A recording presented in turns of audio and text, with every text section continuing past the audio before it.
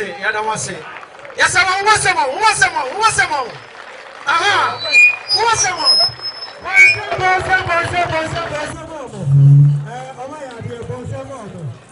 We Sementia Keve Club. Awufie awunaga alonga sani ekano. Sementia Sabre Safe and Wabaha.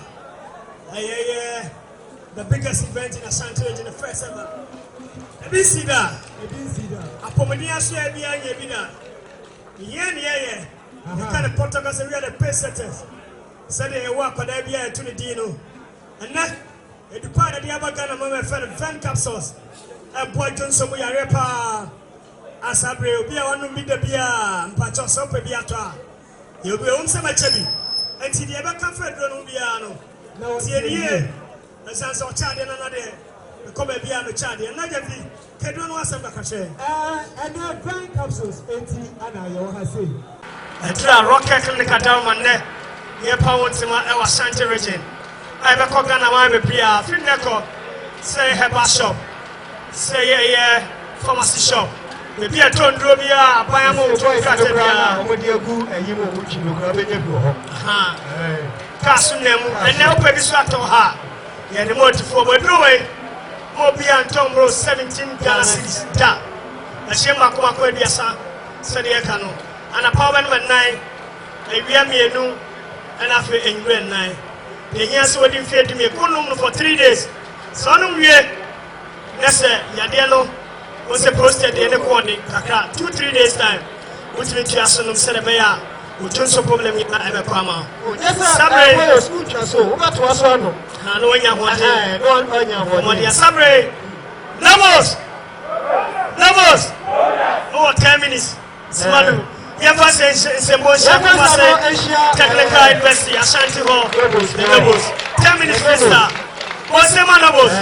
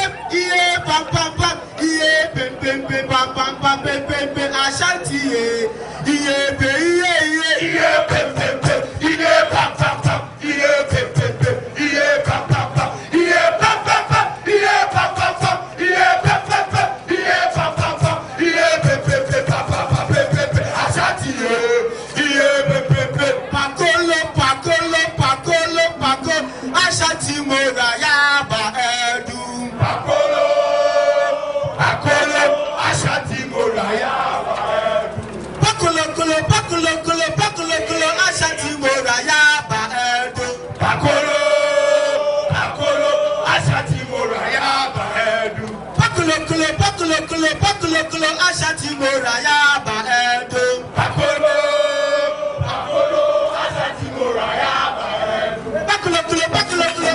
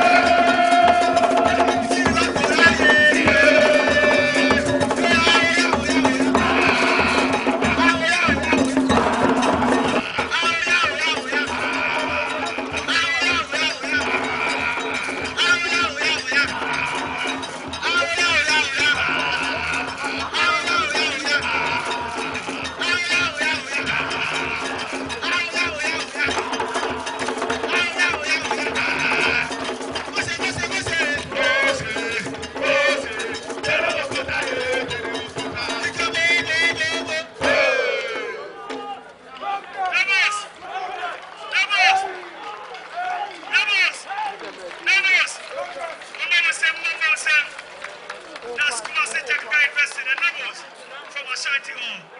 I'm saying for Ashanti. And they are